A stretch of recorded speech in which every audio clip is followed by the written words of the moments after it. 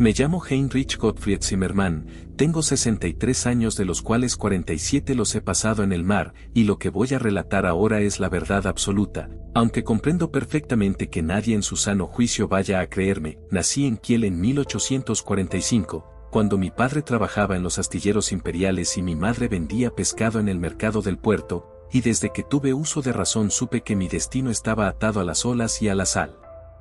Empecé como grumete a los 16 años en un pesquero de arenques, el Waldfisch, bajo las órdenes del capitán Ernst Müller, un hombre brutal pero justo que me enseñó todo lo que sé sobre leer las mareas, predecir tormentas y respetar al océano como se respeta a un dios vengativo e impredecible.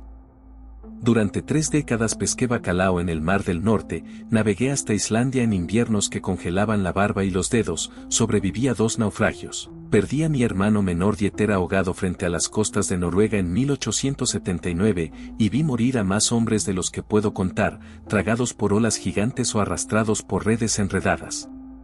Me casé con Greta en 1872, una mujer fuerte de Lübeck que me dio 4 hijos, 3 de los cuales sobrevivieron la infancia, y construí una vida modesta pero honesta, una casa pequeña con vistas al puerto donde ella me esperaba cada vez que yo volvía del mar con las manos agrietadas y el rostro curtido por el viento salado.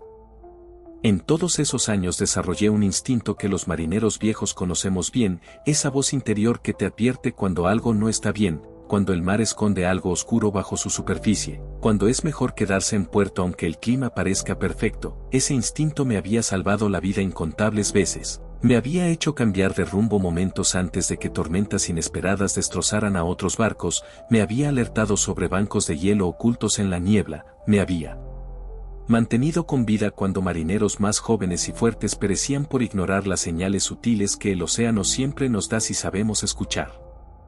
Por eso debería haber sabido mejor, debería haber confiado en ese instinto cuando empezó a gritar dentro de mi cabeza, pero el dinero que me ofrecieron era más de lo que podía ganar en 5 años de pesca honesta, y pensé en mi Greta envejeciendo, en nuestros hijos necesitando mejores oportunidades, en poder finalmente dejar el mar y pasar mis últimos años en tierra firme como siempre le había prometido a mi esposa. Todo comenzó en marzo de 1908, un martes específicamente, el 17 de marzo para ser exacto, cuando un hombre vestido con un traje negro impecable apareció en el muelle donde yo estaba reparando redes junto a mi barco, el Northwind, un pesquero sólido de 23 metros de eslora que había comprado usado en 1895 y mantenido en perfectas condiciones.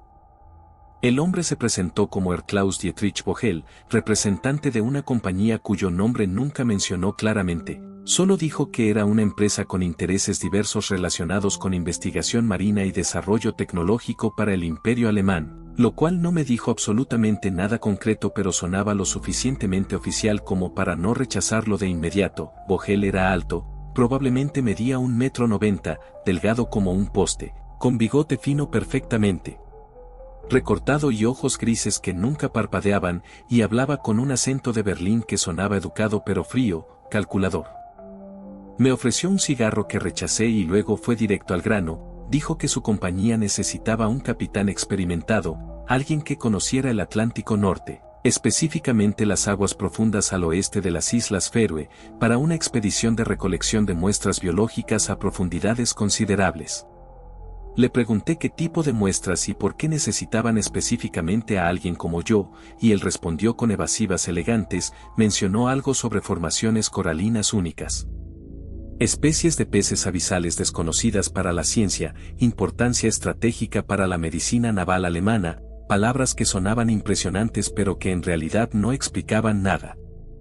Lo que sí explicó con claridad absoluta fue el pago, 500 marcos imperiales por adelantado, 500 más al completar la misión, más un bono adicional de 300 marcos si recuperábamos las muestras específicas que ellos buscaban, una cantidad de dinero que me dejó sin aliento porque era más de lo que ganaba normalmente en media década de trabajo duro y peligroso. Durante 3 días lo pensé. Hablé con Greta, quien inmediatamente desconfió de toda la propuesta y me rogó que la rechazara, pero finalmente la necesidad económica y quizás también el orgullo de un viejo marinero que quería un último trabajo importante me convencieron. El 21 de marzo me reuní con Vogel en una oficina del puerto, un edificio gris de 4 pisos que nunca había notado antes aunque había pasado frente a él miles de veces, y allí firmé un contrato de 17 páginas llenas de lenguaje legal denso que apenas comprendí, cláusulas sobre confidencialidad absoluta, penalizaciones severas por revelar cualquier detalle de la misión, responsabilidades limitadas de la compañía en caso de accidentes o muertes, todo redactado en ese alemán burocrático. Imposible que usan los abogados para confundir a la gente común. Debería haberme negado en ese momento, debería haber visto las banderas rojas gigantes ondeando frente a mi cara, pero ya había aceptado los 500 marcos de adelanto y los había usado para pagar deudas acumuladas durante el último invierno cuando la pesca había sido escasa, así que firmé cada página sin leer realmente el contenido, confiando estúpidamente en que una operación respaldada por personas tan profesionales no podría ser realmente peligrosa. Vogel me entregó coordenadas exactas. Escritas a mano, 62 grados 47 N, 11 grados 23 W, aproximadamente 300 kilómetros al oeste de las Feroe, en aguas que yo conocía vagamente por haber pescado en la región décadas atrás pero nunca exactamente en ese punto específico.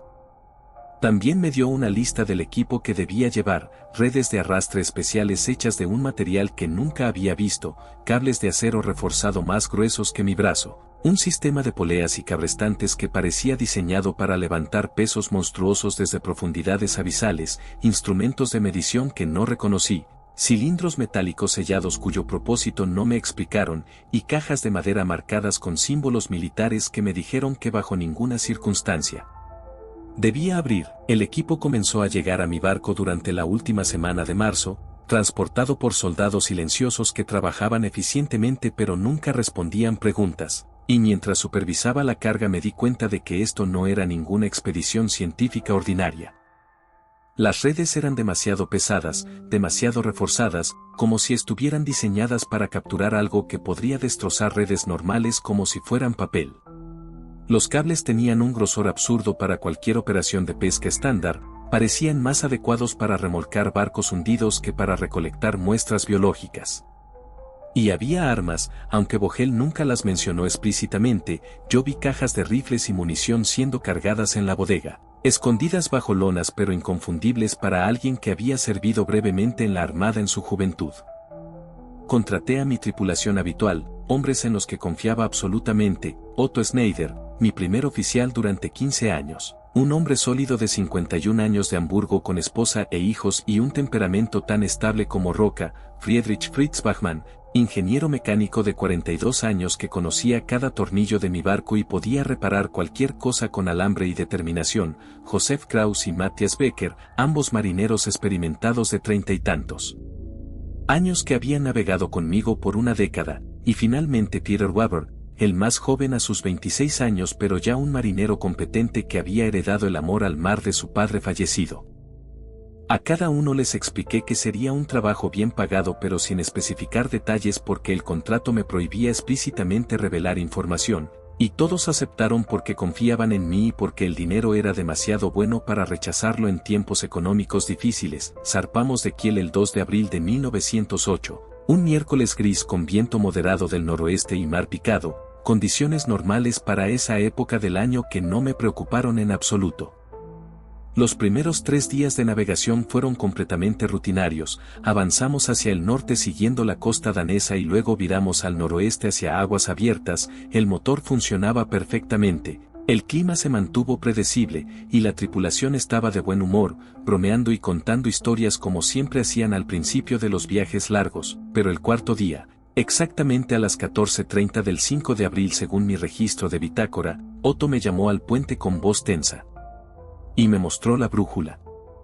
La aguja estaba temblando, oscilando erráticamente varios grados a cada lado del norte verdadero, comportándose como si estuviéramos pasando sobre un depósito masivo de hierro o cerca de algún fenómeno magnético intenso, excepto que según todas las cartas náuticas que teníamos no había nada especial en esa área, solo océano profundo y vacío. Fritz revisó el compás, lo desmontó y lo volvió a ensamblar. Confirmó que el instrumento funcionaba perfectamente bien desde un punto de vista mecánico, lo que significaba que algo externo estaba interfiriendo con él. Le resté importancia frente a la tripulación, Dije que probablemente era una anomalía temporal, pero esa noche no pude dormir. Me quedé en cubierta fumando mi pipa y mirando las estrellas mientras el barco se mecía suavemente en el oleaje, y por primera vez en décadas sentí algo que no había sentido desde mis primeros años en el mar. Miedo verdadero sin razón aparente. El quinto día trajo más anomalías. Joseph reportó que había escuchado sonidos extraños durante su guardia nocturna, algo que describió como cantos o gemidos viniendo del agua, sonidos tan bajos en frecuencia que más que escucharlos los sentía en el pecho, retumbando a través del casco del barco.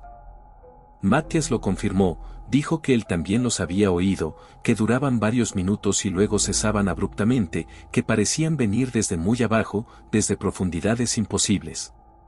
Yo permanecí encubierta esa noche y efectivamente, alrededor de las 2 de la madrugada, lo escuché, un sonido grave, profundo, vibrante, como el lamento de algo enorme y antiguo, tan tenue que casi podría convencerme de que era mi imaginación excepto que vi a Fritz pararse súbitamente y mirar al océano oscuro con expresión de alarma, lo que confirmaba que él también lo había percibido. Durante el día siguiente, el 6º día de viaje, todos estábamos nerviosos, hablábamos menos, mirábamos el mar con más frecuencia, y Fritz mencionó que los peces parecían estar ausentes, que normalmente veríamos gaviotas siguiéndonos o señales de vida marina pero que ahora el océano estaba inquietantemente vacío y silencioso. Peter dijo algo que todos pensábamos pero nadie quería verbalizar. Es como si algo hubiera ahuyentado todo lo demás. El 7º día comenzaron los sueños. Otto me confesó durante el desayuno que había tenido una pesadilla horrible, soñó que buceaba en aguas negras absolutamente oscuras y algo gigantesco nadaba debajo de él, algo que nunca vio completamente pero cuya presencia masiva sentía a través del agua, y cuando se despertó estaba cubierto de sudor frío y con el corazón acelerado. Fritz compartió que había tenido un sueño similar, también estaba bajo el agua, también había algo enorme acechando en las profundidades, y lo describió usando exactamente las mismas palabras que Otto. No lo vi, pero sabía que estaba allí. Yo mismo había soñado algo parecido esa noche, un sueño vívido donde nadaba hacia abajo interminablemente en oscuridad total mientras algo me seguía, algo que podía sentir aproximándose desde atrás. Y me desperté jadeando con la absoluta certeza de que si hubiera mirado hacia atrás en el sueño habría visto algo que me habría destruido la mente. Que 3 hombres tuvieran sueños casi idénticos la misma noche era perturbador más allá de cualquier coincidencia razonable, y cuando Joseph mencionó casualmente que había soñado con nadar en aguas profundas con algo siguiéndolo, todos nos quedamos en silencio, mirándonos unos a otros con comprensión creciente de que algo andaba muy mal. El 8º día alcanzamos las coordenadas exactas que Vogel me había dado. El mar estaba extrañamente calmo, casi como cristal, sin una sola onda perturbando la superficie, lo cual era extremadamente inusual para esa región que normalmente tiene olas constantes y viento fuerte. Eché el ancla según las instrucciones aunque el ecosonda mostraba que estábamos sobre más de 2000 metros de profundidad. Una profundidad absurda para anclar pero aparentemente no íbamos a anclar realmente sino simplemente a mantener posición usando el motor. Fritz preparó el equipo de arrastre especial, esas redes grotescamente reforzadas y los cables masivos, y mientras trabajábamos todos notamos que la temperatura había bajado considerablemente, mi aliento formaba pequeñas nubes de vapor. Aunque era abril y no debería hacer tanto frío, y el agua misma parecía más oscura de lo normal, como si estuviera teñida con tinta negra invisible.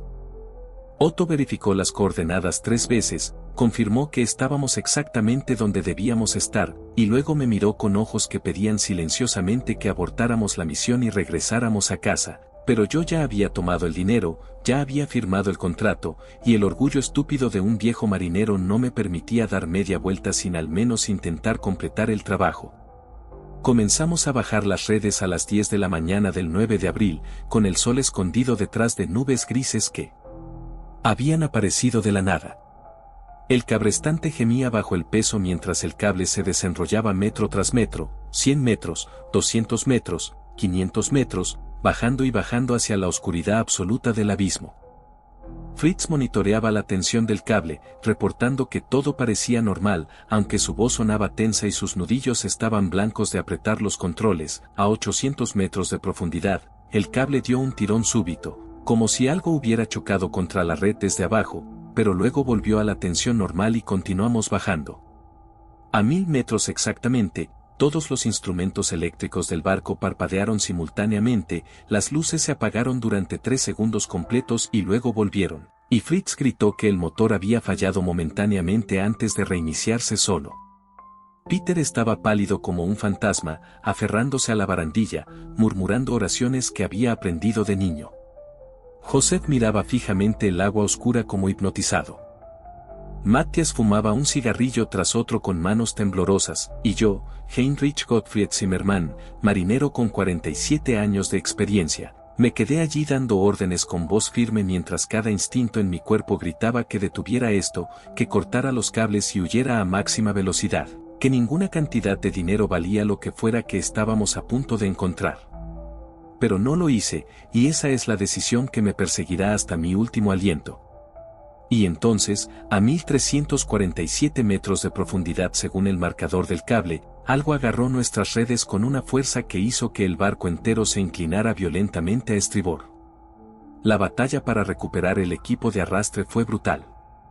Tardamos casi 3 horas de forcejeo constante, sintiendo a través del cable metálico cada tirón, cada sacudida violenta de lo que fuera que había mordido nuestra red. El winch gemía bajo la tensión, sus engranajes protestando con chirridos metálicos que resonaban por toda la cubierta. Smith supervisaba personalmente la operación, sus nudillos blancos aferrando la barandilla mientras calculaba ángulos y fuerzas. Más lento, gritaba cuando el cable amenazaba con romperse. Si lo perdemos todo habrá sido en vano. El sudor corría por nuestras frentes a pesar del frío cortante del Mar del Norte, nuestros músculos ardiendo con cada vuelta del mecanismo. Podía ver en los ojos de mis compañeros la misma pregunta que martillaba en mi propia mente: ¿qué clase de criatura podía ejercer tal resistencia a 1200 metros de profundidad? Cuando finalmente la red emergió a la superficie, rompiendo las aguas oscuras en una explosión de espuma blanca y algas putrefactas, el silencio cayó sobre la cubierta como un sudario. Dentro de la malla metálica retorcida, entre fragmentos de roca volcánica negra y extraños moluscos bioluminiscentes que pulsaban con luz verde enfermiza, yacía algo que ningún libro de zoología había documentado jamás. Era joven, eso lo supimos inmediatamente por su tamaño relativamente pequeño, apenas 3 metros de largo, pero cada centímetro de su cuerpo desafiaba toda comprensión de la biología marina conocida. Su piel no era escamosa como la de un tiburón convencional, sino que presentaba una textura casi translúcida, similar al cartílago expuesto, a través de la cual podíamos ver el entramado de músculos oscuros que se contraían espasmódicamente, pero eran sus mandíbulas las que helaban la sangre en nuestras venas. Mein Gott, susurró Müller, el zoólogo de la expedición, dejando caer su cuaderno de notas al suelo de madera. Esto no puede existir. Simplemente no puede. Tenía razón en su horror. Donde un tiburón normal presentaría 2 o 3 hileras de dientes, esta criatura poseía al menos 20, quizás más, era imposible contarlas con precisión. Las hileras se extendían hacia atrás en la garganta hasta desaparecer en la oscuridad de su interior, cada diente de unos 5 centímetros de largo, curvados hacia atrás como ganchos de carnicero, transparentes como vidrio pero claramente duros como el diamante a juzgar por las marcas que habían dejado en el cable de acero. Cuando la criatura abría sus fauces en agonía, podíamos ver que las hileras no eran estáticas sino que rotaban lentamente, como los cilindros de una ametralladora biológica. Cada nueva hilera avanzando para reemplazar a la anterior en un ciclo perpetuo e infernal de dentición. ¿Cuántos dientes tiene?, preguntó el capitán Hoffman, acercándose con cautela. Müller se arrodilló junto a la red, su fascinación científica superando temporalmente su terror. Si cada hilera tiene aproximadamente 40 dientes, y hay al menos 20 hileras visibles, 800 dientes mínimo. Posiblemente más de 1000. Sacó su lupa y examinó más de cerca. Y miren esto, cada diente parece estar conectado a un músculo independiente. Puede moverlos individualmente. Es como una sierra viviente con piezas intercambiables. Los ojos de la criatura eran igualmente perturbadores. Enormes, del tamaño de naranjas, completamente negros sin ningún blanco visible, pero con una cualidad reflectante que sugería capas de tejido especialmente adaptado para captar la más mínima bioluminiscencia en las profundidades abisales. Cuando nos miraba, y juro que nos miraba con inteligencia consciente. Sentíamos un frío que no provenía del clima ártico sino de algo más primordial, más antiguo que el miedo instintivo que cualquier presa siente ante su depredador. Era la sensación de ser observado por algo que había existido mucho antes de que los primeros humanos salieran de las cavernas, algo que había dominado los océanos cuando los dinosaurios aún poblaban la Tierra. Debemos preservarlo, dijo Smith, su voz temblando ligeramente. Berlín debe ver esto. El Kaiser debe saber que hemos encontrado algo extraordinario. Ordenó que prepararan tanques de agua salada y hielo. Manténganlo vivo si es posible. Si muere, necesito que el cuerpo permanezca intacto. Pero la criatura no sobreviviría. Ya podíamos ver su respiración volviéndose irregular, sus agallas, 7 pares en lugar de las 5 normales, abriendo y cerrando con desesperación mientras luchaba por procesar el oxígeno de aguas tan superficiales.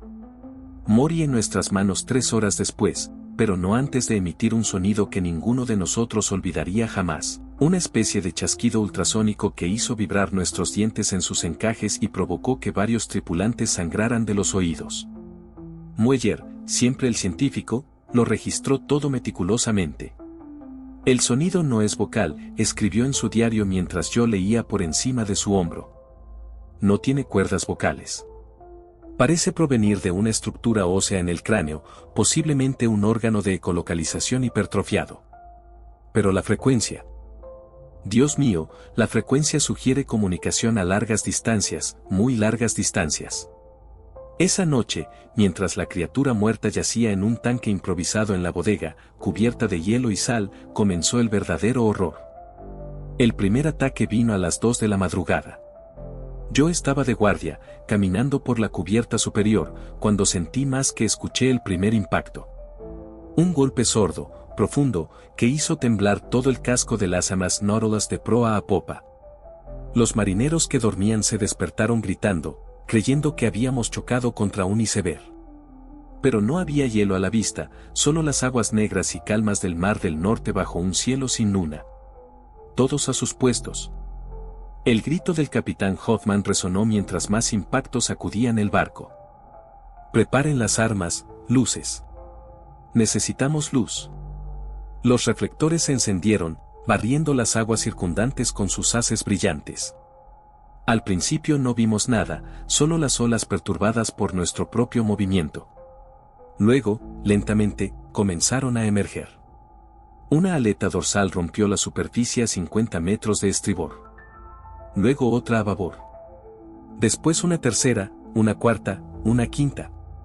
En cuestión de minutos estábamos rodeados por al menos 12 de ellas, cada una marcando la presencia de una criatura adulta que hacía que su cría muerta pareciera un pececillo insignificante. Los adultos medían fácilmente 10 metros de largo, quizás más, sus cuerpos masivos creando remolinos en el agua mientras nadaban en círculos perfectos alrededor del buque. No están atacando aleatoriamente, observó Smith, su entrenamiento militar analizando el patrón. Esto es coordinado. Calculado. Nos están estudiando. Tenía razón.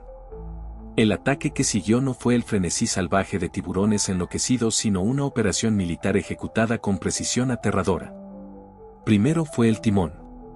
3 criaturas atacaron simultáneamente, sus mandíbulas interminables desgarrando el metal reforzado como si fuera papel mojado. El Nautilus perdió capacidad de maniobra en segundos. El timón está destruido, gritó el timonel desde el puente. No responde. Estamos a la deriva. Luego vinieron por las hélices. Podíamos escuchar el horrible rechinar del metal siendo masticado, sentir las vibraciones mientras esos dientes imposibles, miles de ellos por criatura, trabajaban metódicamente para desmantelar nuestra propulsión. Los marineros disparaban rifles al agua, pero las balas simplemente rebotaban en esa piel translúcida o se hundían inefectivamente en el océano oscuro. Entonces la sentí. Una presencia en mi mente que no era mía. Una voz que no era voz sino pensamiento puro, antiguo y frío como las fosas abisales de donde provenían estas criaturas. No eran palabras exactamente, sino conceptos, imágenes, emociones transmitidas directamente a mi conciencia con una claridad que me hizo caer de rodillas en la cubierta. Vi a través de sus ojos las profundidades que llamaban hogar, no el lecho marino vacío que imaginábamos sino ciudades, estructuras imposibles de piedra negra y metal corroído, iluminadas por la bioluminiscencia de millones de organismos cultivados específicamente para ese propósito, visibilizaciones que habían existido antes de que emergiera la primera vida terrestre, culturas que habían desarrollado tecnología y arte y guerra mientras nuestros ancestros aún eran peces arrastrándose del agua. Vi que estas criaturas no eran simples depredadores sino guardianes, centinelas de un reino que los humanos no tenían derecho a profanar con nuestras redes y cables y ambición ciega. Devuelvan a la cría, el pensamiento resonó en mi cráneo con tal fuerza que sangré por la nariz. Devuelvan lo que han robado o su barco se convertirá en su tumba, cada uno de ustedes descenderá a las profundidades donde aprenderán lo que significa ser presa en aguas que no les pertenecen. Alrededor mío, otros tripulantes también habían caído, agarrándose las cabezas, algunos gritando, otros llorando. Smith estaba de pie pero temblando violentamente, sus ojos muy abiertos y vidriosos. Los escucho, susurraba una y otra vez. Dios me perdone, los escucho y comprendo. El capitán Hoffman, con el rostro pálido como la muerte pero manteniendo la compostura que había sido forjada en años de servicio naval, tomó la decisión que nos salvaría a todos. Traigan la criatura a cubierta, ordenó, su voz ronca pero firme. Devuélvanla al mar. Ahora. Los marineros se apresuraron a obedecer, arrastrando el tanque improvisado desde la bodega. El cadáver de la cría había comenzado a descomponerse rápidamente, su carne translúcida volviéndose opaca y grisácea, pero sus características distintivas seguían siendo inconfundibles. Con una grúa lo izamos sobre la borda mientras las criaturas adultas observaban, sus círculos de patrullaje reduciéndose, acercándose más al casco. Cuando el cuerpo tocó el agua, el cambio fue inmediato. Los adultos dejaron de moverse, formando un semicírculo perfecto a 15 metros del barco. Luego, uno por uno, se sumergieron, descendiendo en una formación en espiral que parecía coreografiada. El más grande, una hembra que debía medir 15 metros de largo, tomó el cadáver de la cría con una delicadeza sorprendente en sus fauces terribles, sosteniéndolo con cuidado mientras se hundía lentamente en las profundidades negras, pero antes de desaparecer completamente, me envió un último mensaje, una visión final que me dejaría marcado para siempre. Vi el futuro si continuábamos profanando las profundidades. Vi barcos hundidos, cientos de ellos, arrastrándose por el lecho marino buscando petróleo y minerales y recursos que la humanidad codiciaba sin comprender el precio. Vi las criaturas del abismo, no solo estas sino miles de especies que la ciencia ni siquiera había imaginado, alzándose en defensa de su dominio. Vi costas devastadas, puertos destruidos, una guerra entre la superficie y las profundidades que la humanidad no podría ganar porque luchábamos contra enemigos que habían perfeccionado la depredación cuando nuestros ancestros aún estaban aprendiendo a respirar aire. Y vi algo más, algo que me aterró más que cualquier monstruo, vi que estas criaturas eran solo los guardianes menores, que más abajo, en fosas que alcanzaban profundidades donde la presión podría aplastar el acero como papel. Habitaban cosas que hacían que estos tiburones de mandíbulas infinitas parecieran inofensivos en comparación. Manténganse en sus aguas poco profundas, fue el mensaje final. No desciendan más allá de donde la luz puede alcanzar. Hay pactos antiguos, fronteras que no deben cruzarse. Esta es su única advertencia. Las criaturas desaparecieron, el mar volvió a su calma inquietante. El HMS Nautilus quedó a la deriva, dañado pero intacto, sus tripulantes traumatizados pero vivos.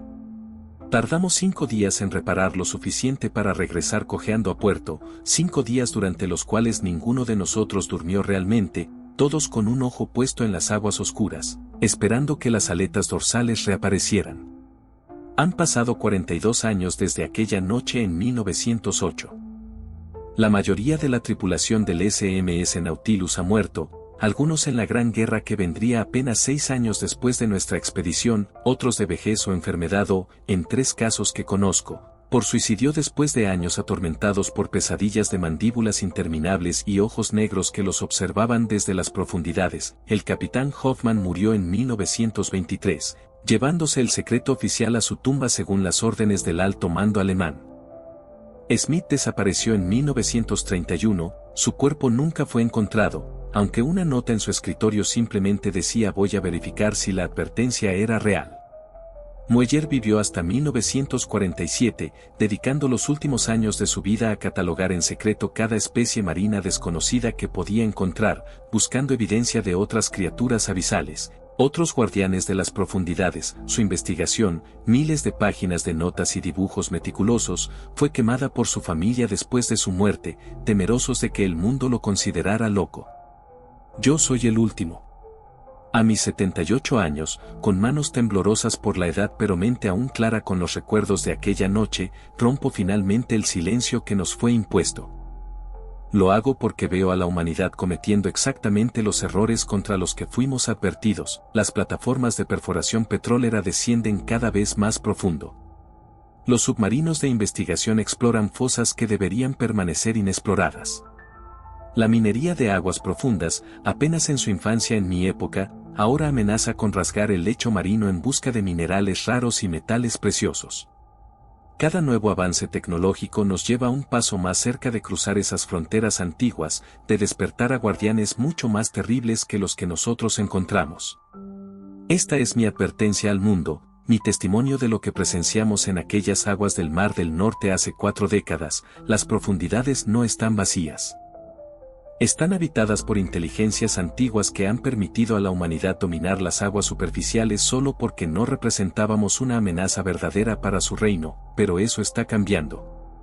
Con cada cable de arrastre que toca el abismo, con cada perforación que penetra el lecho marino, con cada explosión sísmica que reverberamos en las fosas oceánicas, les enviamos un mensaje de que no respetamos el pacto, de que nuestra arrogancia supera nuestra sabiduría. Y cuando finalmente respondamos con fuerza militar a lo que emerja de las profundidades en defensa de su territorio, aprenderemos demasiado tarde que hay batallas que la humanidad simplemente no puede ganar. No porque carezcamos de armas o valor, sino porque luchamos contra enemigos que han perfeccionado la supervivencia y la guerra en un ambiente que mata a los humanos en minutos, que han existido por eones mientras nuestra especie apenas ha dado sus primeros pasos tambaleantes hacia la civilización. Les imploro, a quienes lean esto, a quienes tienen influencia sobre las políticas de exploración oceánica y explotación de recursos marinos, procedan con humildad.